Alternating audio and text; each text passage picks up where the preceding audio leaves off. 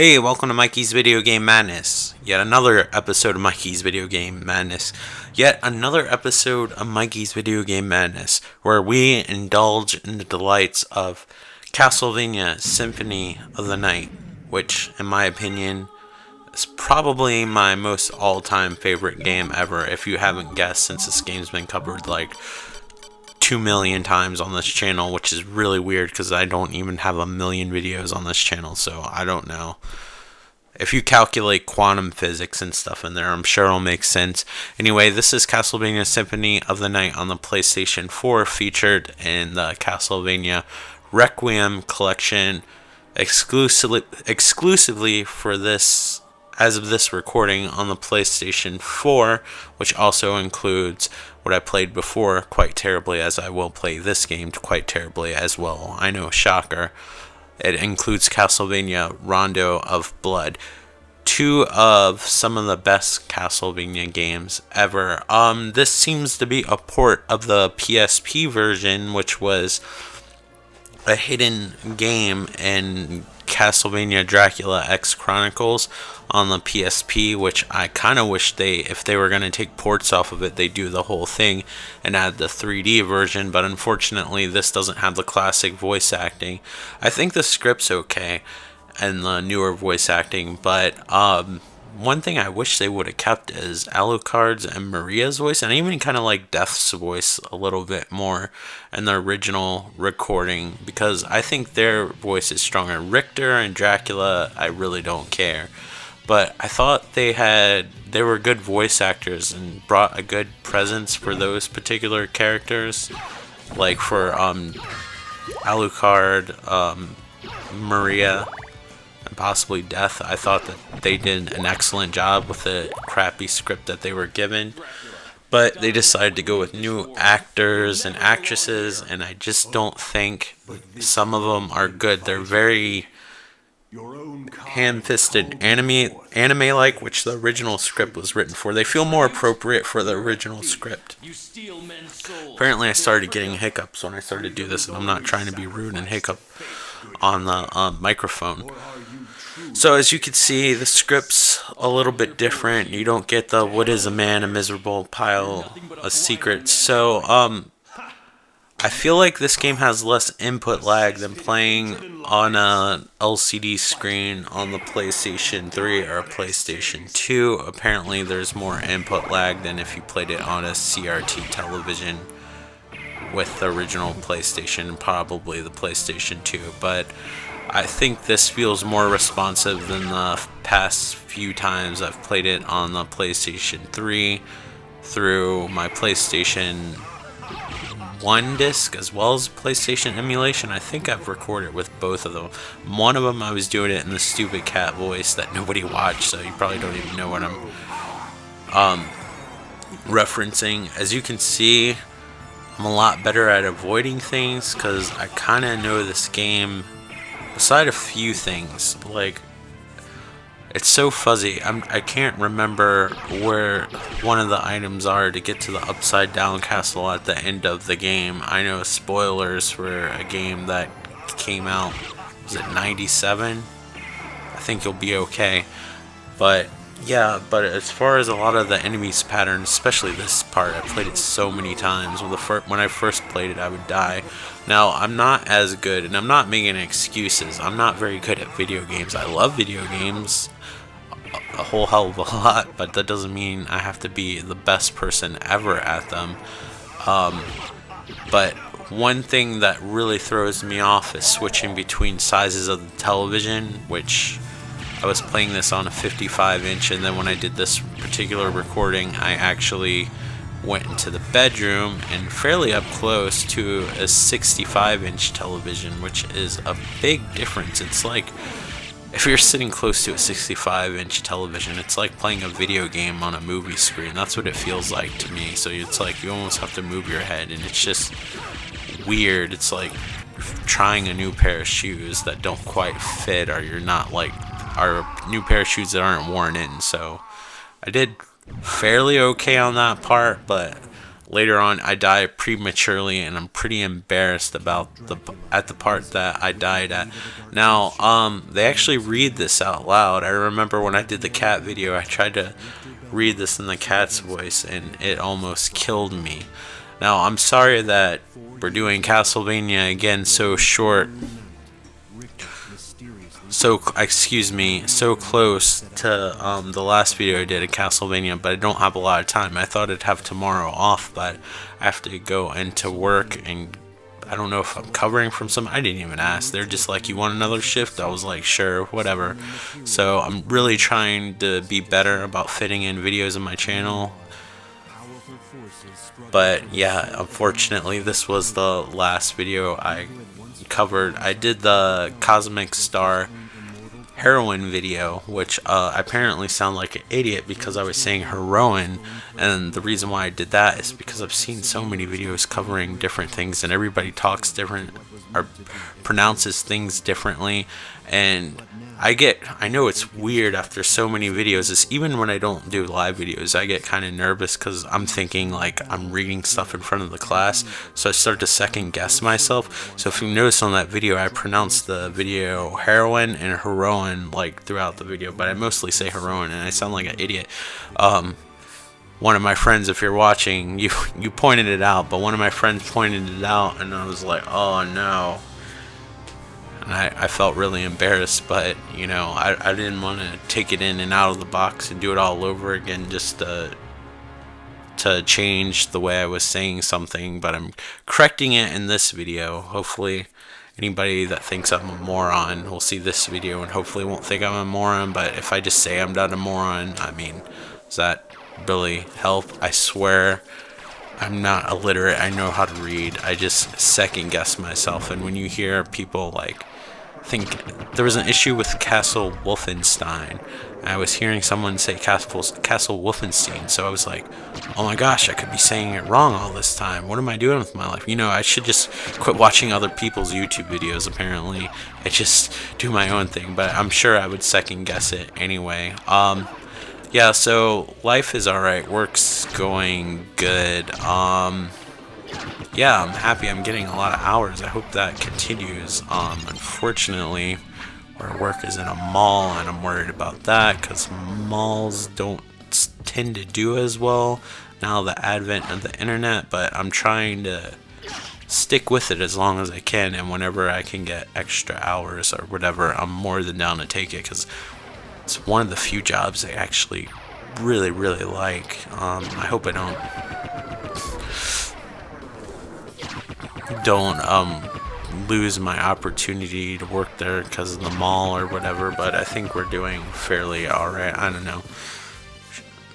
I don't want to talk too specific just in case somebody's watching, but nothing's going on. It's my own like insecurity about like the future and stuff. I have a real big problem with thinking about the present. I'm always thinking about the future and the past, so I tell people I think fourth dimensionally a lot.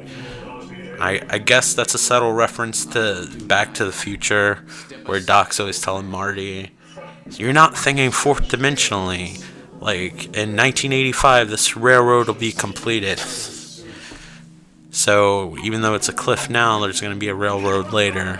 That wasn't a direct quote, obviously, because they wouldn't talk all insecure and forcing in like and stuff like that like I normally talk. But yeah, I have a problem with thinking fourth dimensionally. Instead of enjoying the moment a lot, I'm usually dwelling about the future and everything like that. But hopefully everything will go well. I really like it. I love the stuff that we sell. I really like a majority of the people that come in shopping that are enthusiastic about things like I am. It's cool to actually care about the stuff that you're selling instead of pretending to care, and then people ask you questions and you know about it. I mean, the only other job I can think of that would be maybe as cool as working in like a mom and pop retro video game store, because GameStop would be super corporate and I don't know how much people actually like games, or some of the people do there are maybe not necessarily like games, but know about games and stuff like that. And I go way back, so like my retro knowledge is pretty decent, although I fuck things up a lot, obviously, on this channel, because like I said, I feel like I'm reading a report in class. If you didn't know by the 200 videos of this game covered, that's a save point, but I just feel like this game's responsive.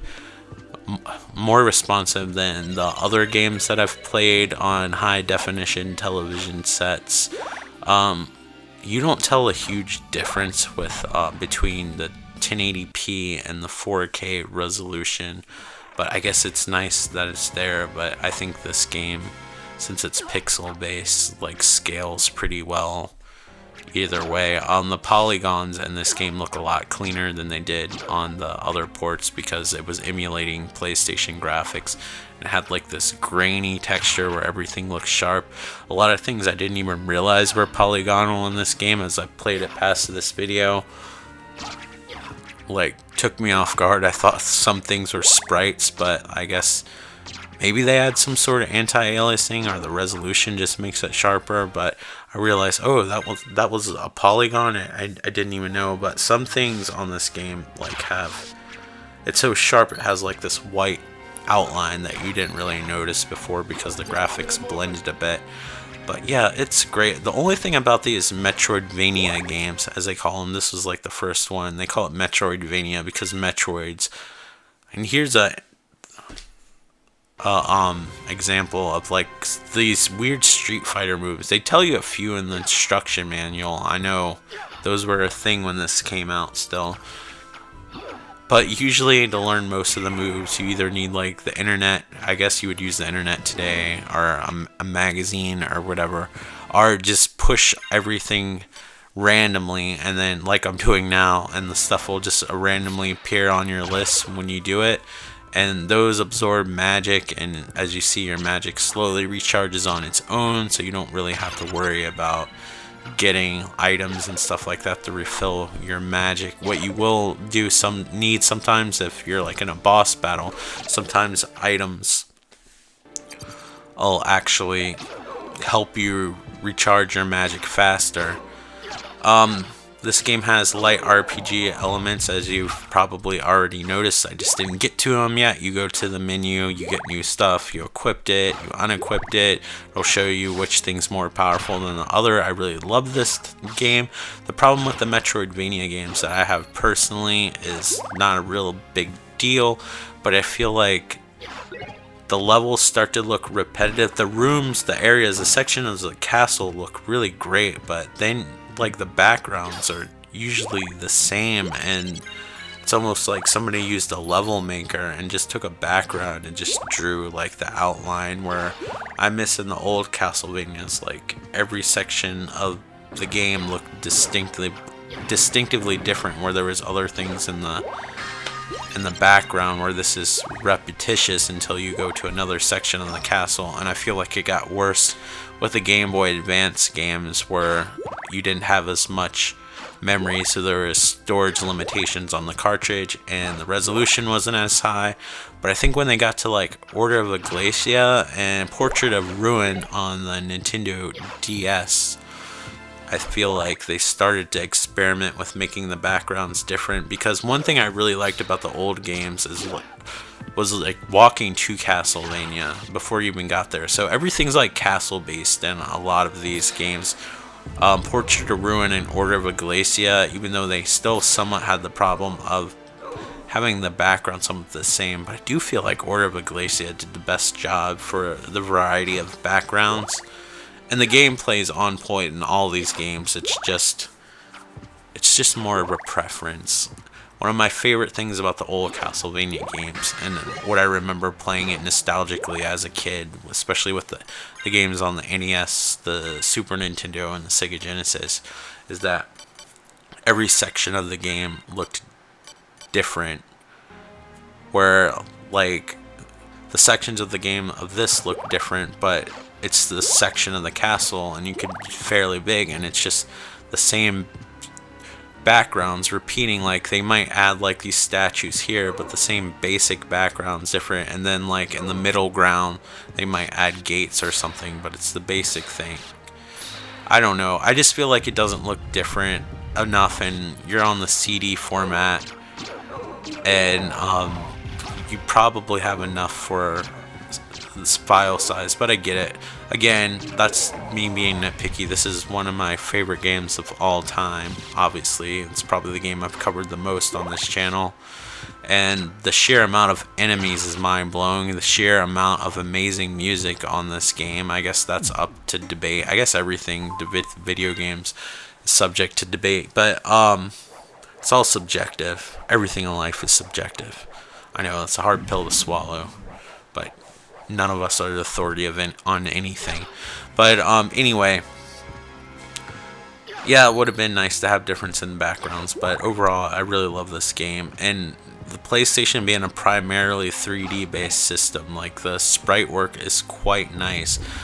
It's amazing to me that they somehow screwed up the Saturn port, which is known for like 2D graphics, and that game suffered from slowdown. Another thing that's really cool about this particular port is that things that normally would slow down the game, like with the max health pickups that spin around and go into Alucard, like that usually would slow down the game. Now it's really fast, so you actually see what it was meant to look like. Or the part where you have the doppelganger Alucard and that thing spins before Alucard comes out of it. That's right, there was an example. That was one of the things, like on the PlayStation version, or if you can go back and look at my other Symphony of the Night videos, if you're ever so inclined, you'll notice that actually slowed down the game to the point even the music got a little bit choppy. I love how those guys just bleed so much. And I like the chunky blood pixels, but I don't know, his pixels for whatever reason don't seem as chunky as Alucard's. But I just like how it's such a long, exaggerated animation.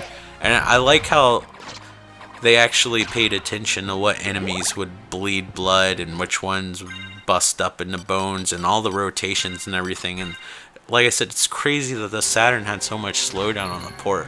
I guess it comes down to A, it was a port, and B, like the Saturn, unless you knew what you were doing, it was apparently very difficult to program for, and this game has a lot of transparencies, and that was difficult to program on the Saturn, so that's why you have like this checkerboarding effect where they'd have one solid pixel and a missing pixel in between to kind of create this like screen door effect that create the illusion of transparency. But there's other parts of the game, I haven't played it myself, I've just seen screenshots, so again, I'm not authority on this either, but there were parts that had transparency in them, so I don't know whether they just didn't use transparency because the game wasn't optimized on the level sections, because there's boss battles that have transparency in them on the Saturn version that I've seen, but that never was released here. It's a shame we never got a port, but it's really not official. They ported it, a different company ported it, and yeah, so they just kind of took their own creative license. But I think those sections of the castle were probably planned at some point, because you can tell, like when you look at the map sometimes, like it's like they almost had an idea, because there'd be areas that look like it's leading into something and it'll be like a dead end.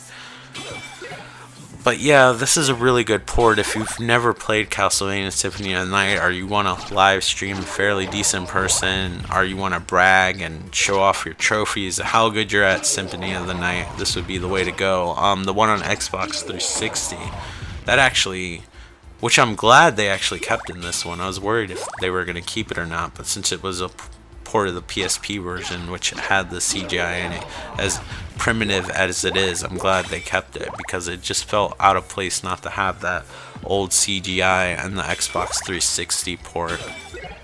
I don't know, I don't like the Xbox 360 port as much, and I just think that comes down to the Xbox 360 controller just isn't as responsive. I have the Xbox One X, and the controller seems pretty well for 2D games, or well enough for 2D games there, because I played Cuphead on there.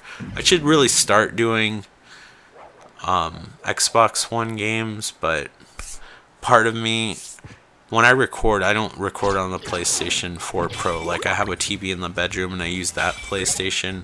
Like, all the systems I usually play on are actually in the living room. That's not what I typically record on unless I'm live streaming, which I'm making a habit unless YouTube fixes it to try not to live stream and actually try to upload things so everybody's able to comment on it, because luckily I can get comments on my videos now because I didn't know what the issue was. So this is Maria when she's grown up. Maria was the little girl I was playing that had a ridiculously high pitched voice with the supposedly better actors that they hired. But this is Maria grown up, because this takes place a few years after Rondo of Blood. I think I said in the last video, but Symphony of the Night is actually a sequel to Rondo of Blood, at least timeline wise. So yeah, like, see, this is kind of cool, like the clocks and stuff. There's a little change in backgrounds, but then it goes back to the regular background. So every once in a while you get a little surprise and stuff like that.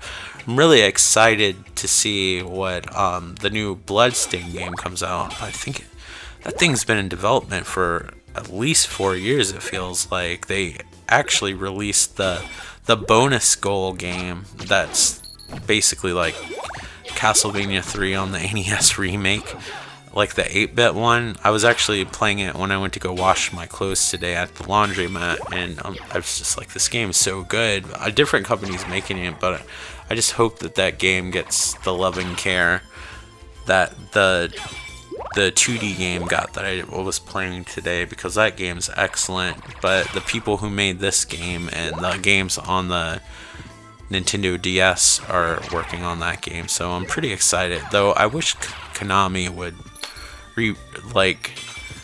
not reboot the Castlevania series. Please don't. Continue the storyline or remake the games, but please don't recreate the Lords of Shadow games. They're good games on their own, but they don't feel like Castlevania games. The enemies, the music, everything just feels off. Yeah, I get it, the main guy has a whip. Yeah, I get it, it's Dracula, but they changed so much.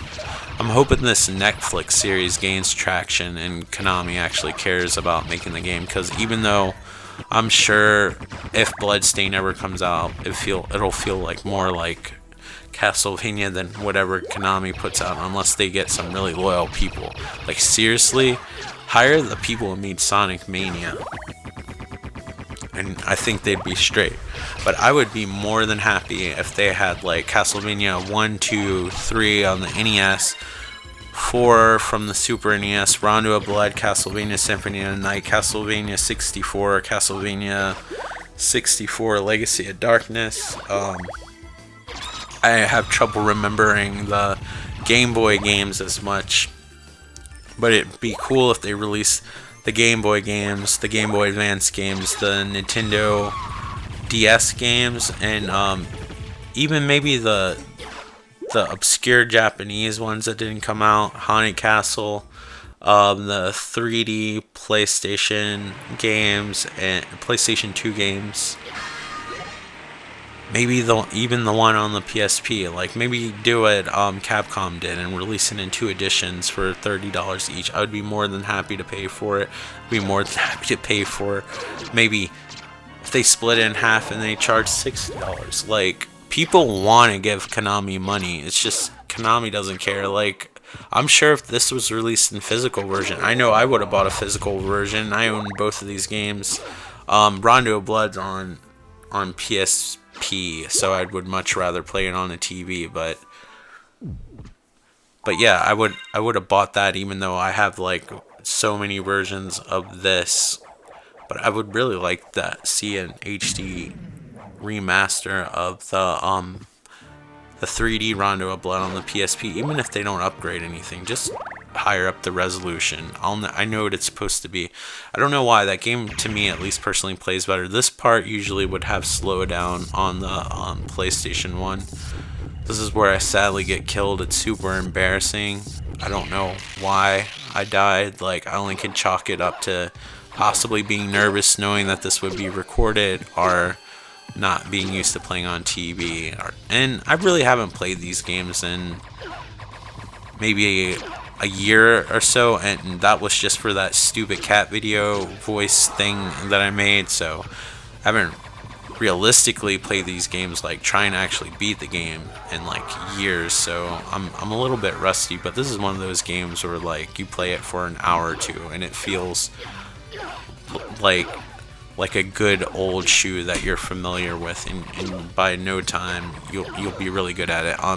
Rondo of Blood, on the other hand, isn't a game I played a whole lot of, so that would probably take more time to get used to.